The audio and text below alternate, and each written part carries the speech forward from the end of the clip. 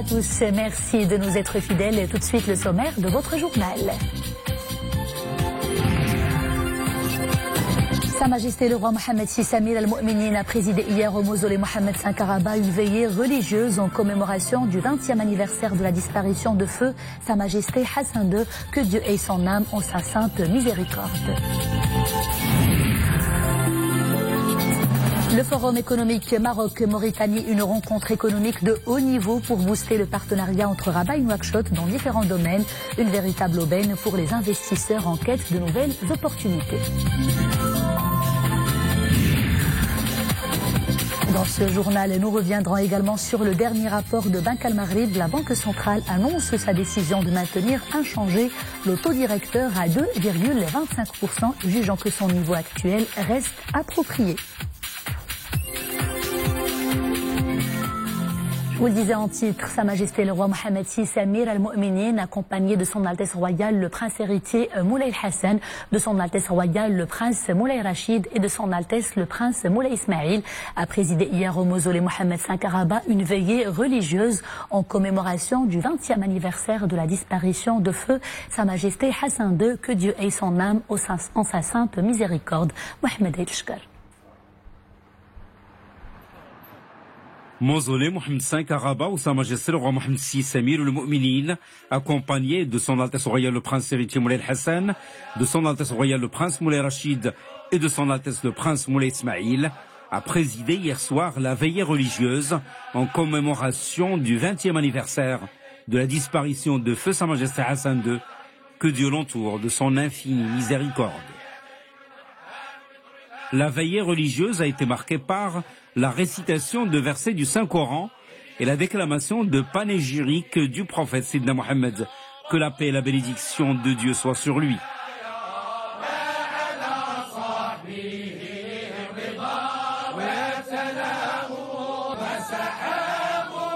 À cette occasion, Sa Majesté le roi Mohammed VI, accompagné de son Altesse royale le prince héritier Moulay Hassan, de son Altesse royale le prince Moulay Rachid et de son Altesse le prince Moulay Ismail, s'est recueilli sur les tombes des regrettés souverains feu Sa Majesté Hassan II et feu Sa Majesté Mohammed V.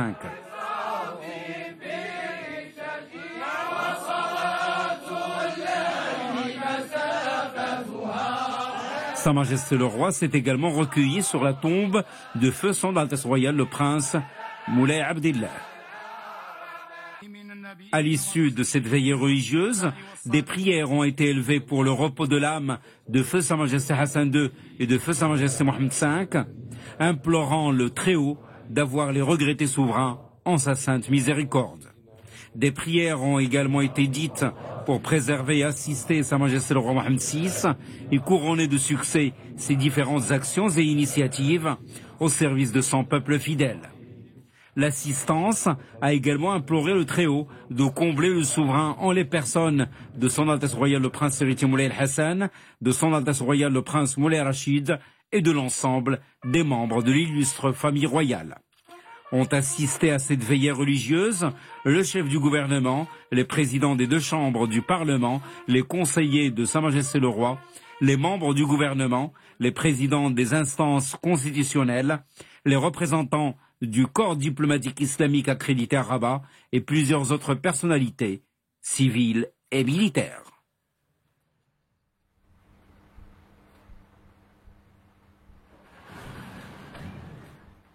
Message de félicitations de Sa Majesté le roi Mohammed VI adressé à l'émir de l'État du Qatar, son Altesse Cheikh Tamim Ben Hamad Al Thani, à l'occasion de la fête nationale de son pays.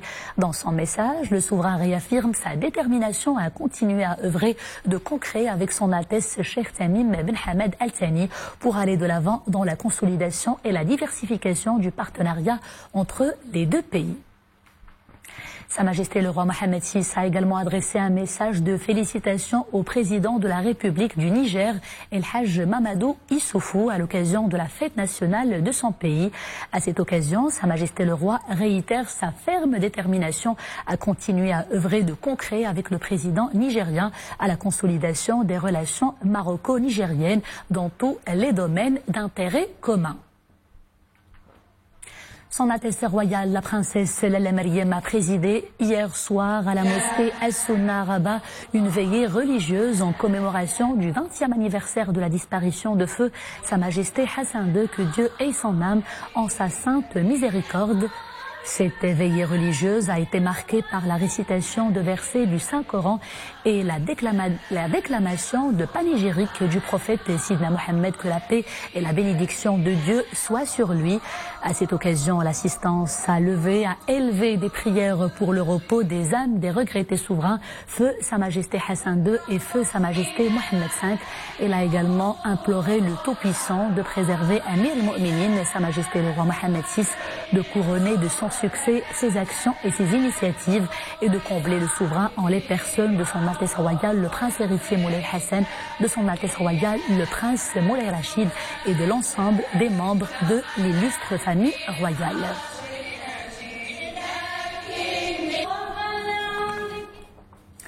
La Chambre des conseillers a tenu cet après-midi une séance mensuelle consacrée aux réponses apportées par le chef de gouvernement aux questions relatives à la paix sociale et à la mise à niveau du capital humain. La séance était dédiée à l'axe portant sur la paix sociale ainsi qu'à celui concernant les défis liés à la mise à niveau du capital humain.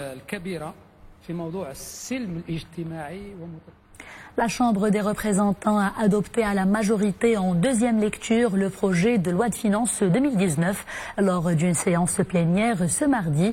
Le texte a reçu l'aval de 158 députés et a été rejeté par 56 autres.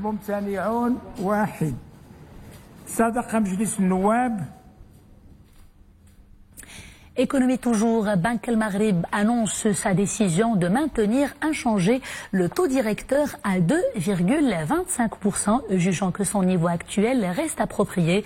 Décision prise en tenant compte de l'évolution récente des projections macroéconomiques.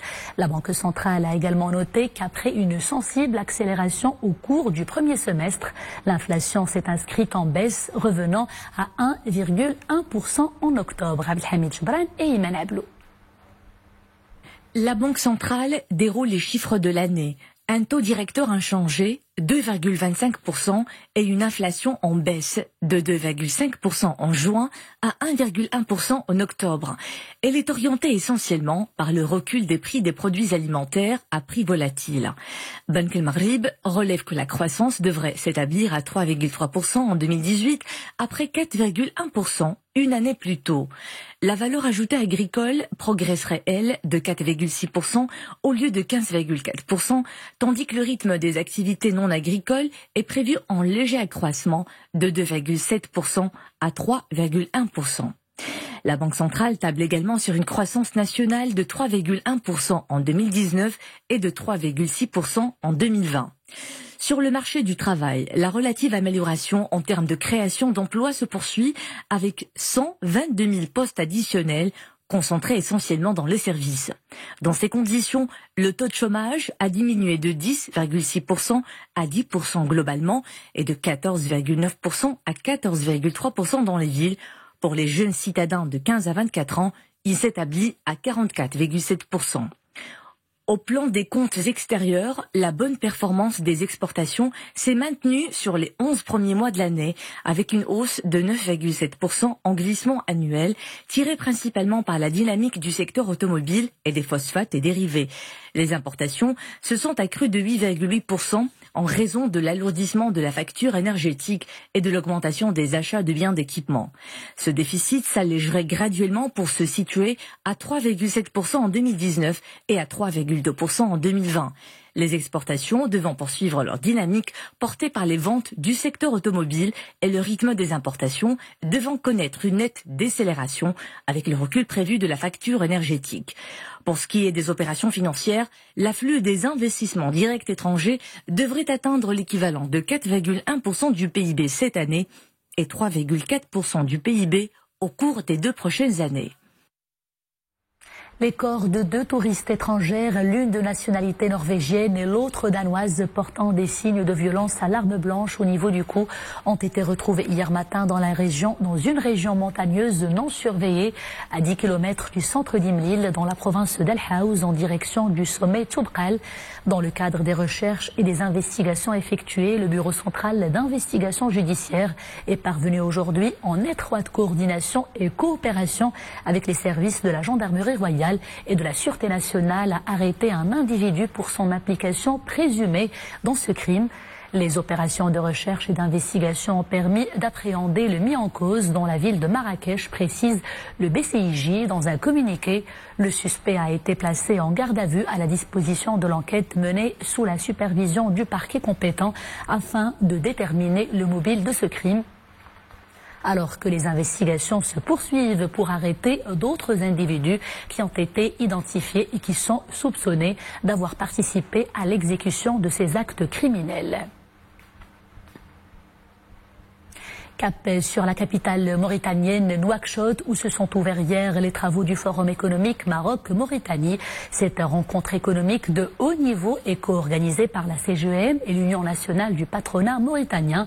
Elle vise à renforcer la coopération économique entre les deux pays, et cela dans plusieurs domaines, notamment l'agriculture, la pêche et les mines. Mounia Marouche. Explorer les opportunités d'affaires et d'investissement et dynamiser les liens commerciaux entre les secteurs privés des deux pays, voilà ce qui caractérise les débats de ce forum économique mauritano-marocain. Une centaine d'opérateurs économiques et chefs d'entreprise étaient en conclave depuis avant-hier dimanche à Nouakchott.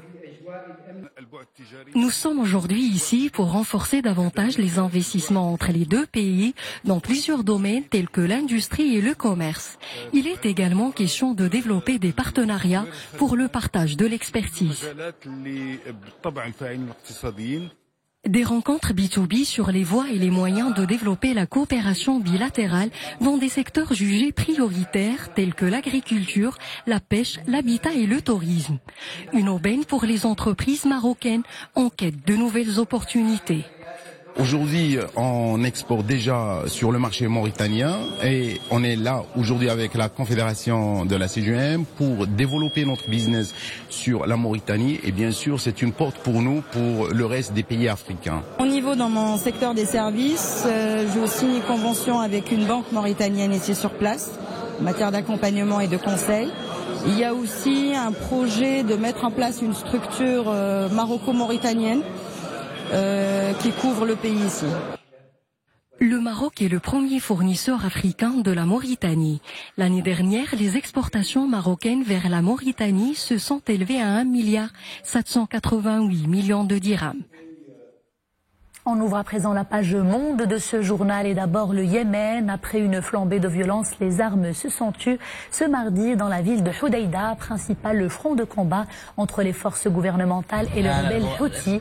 Un retour au calme suite à l'entrée en vigueur d'une trêve négociée par l'ONU, mais selon les observateurs, ces trêves restent très fragiles et la situation pourrait redevenir instable. L'ONU annonce qu'un comité incluant des représentants du gouvernement légitime et des rebelles Houthis devrait se rendre à Hodeïda pour surveiller justement cette trêve.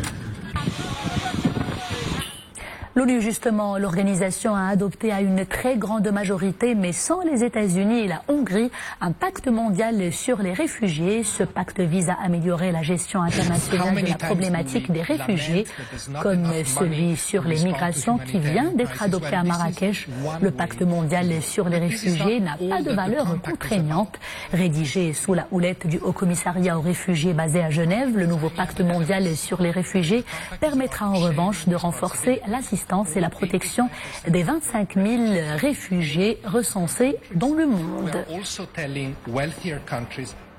La première ministre britannique Theresa May a réuni ce mardi ses principaux ministres pour accélérer les préparatifs en prévision d'une éventuelle sortie de l'Union européenne sans accord.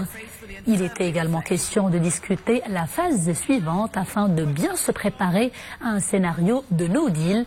Cette hypothèse d'un Brexit sans accord est particulièrement redoutée par les milieux économiques. Elle prend de plus en plus corps alors que la dirigeante conservatrice peine à convaincre les députés de son bien fondé.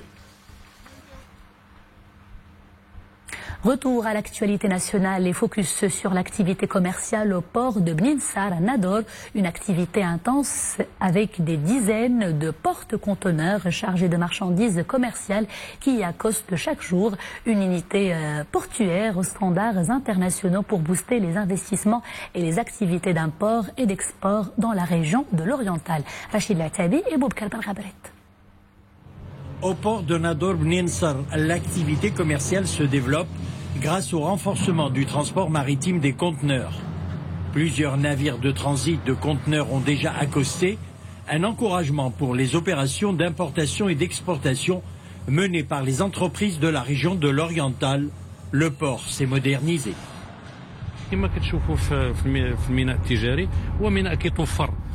Comme vous pouvez le voir, c'est un port commercial doté de gros engins pour le chargement et le déchargement des navires commerciaux. Le port est doté de plusieurs quais, celui-ci par exemple où nous nous trouvons à l'instant pour recevoir en même temps 5 à 6 navires. L'autre quai du port commercial peut accueillir 4 à 5 navires. L'ensemble des services sont mobilisés au port de Bninsar pour permettre aux opérateurs économiques et transitaires d'effectuer leurs opérations de dédouanement dans les meilleures conditions. Une grande différence entre le transit des marchandises par Mlilia et par l'activité au niveau du port. Il y a une grande différence. Pour récupérer un conteneur à Beb Mlilia, il faut attendre 3 à 4 heures. Et puis, vous ne pouvez pas bénéficier de l'attestation AC, admis conforme. À présent, dès que le conteneur arrive au port de Bninsar, vous le récupérez rapidement, après les procédures habituelles. La nouvelle liaison maritime qui prend son départ de Barcelone a pour objectif de renforcer la connectivité maritime avec d'autres ports pour l'écoulement de marchandises marocaines dans le reste du monde et plus particulièrement les produits agricoles de la région de l'Oriental. Pour l'année 2019, on prévoit une forte augmentation des produits agricoles de la région avec l'arrivée de gros investisseurs dans l'agropole de Berkane et des études prévoient l'exploitation de cette infrastructure portuaire pour cette activité d'export vers les marchés canadiens, américains, russes et autres.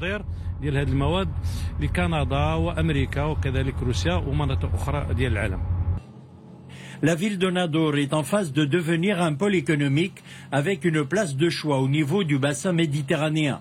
La promotion de l'activité commerciale du port de Bninsar se fait grâce à l'engagement des investisseurs de la région et leur adhésion aux efforts de développement de l'économie nationale.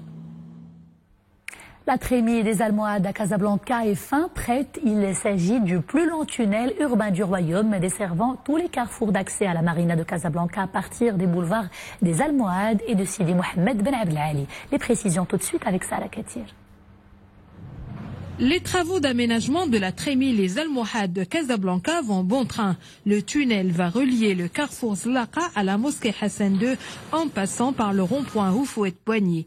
Un tracé de 2270 mètres, dont 1900 mètres en souterrain pour un budget global de 820 millions de dirhams. Le tunnel va être équipé des dernières technologies en termes des équipements de tunnel, en vidéosurveillance, en ventilation, en gestion de trafic intelligente et en éclairage intelligent. Là, on se trouve dans la phase génie civil. Le tunnel a été réalisé en suivant la méthode de top-down, c'est-à-dire qu'on a commencé par le haut du tunnel, au lieu de commencer par le bas comme on fait traditionnellement dans les ouvrages. Le projet lancé en mars 2016 vise à désengorger et fluidifier le trafic sur les principales artères de la métropole. Ce projet il consiste en la réalisation d'une trémie, la plus longue au Maroc, qui comptabilise à peu près 2 km, voire plus. Et le projet que nous faisons maintenant, elle est dans ses dernières étapes. On est en train maintenant de faire les enrobés au niveau du tronçon entre Casaport et place Zlaqa. La fin des travaux est prévue en mars 2019. Casablanca aura alors son plus long tunnel urbain et en parallèle des carrefours aménagés en surface, le réaménagement de la place Zlaqa en plus de l'aménagement d'aires de stationnement public. Et c'est la fin de ce journal. Merci d'avoir été des nôtres. À 20h30, vous avez rendez-vous avec Reda Labidi pour Araïsia. Quant à moi, je vous retrouve demain, toujours avec grand plaisir. D'ici là, portez-vous bien et agréable soirée sur notre antenne.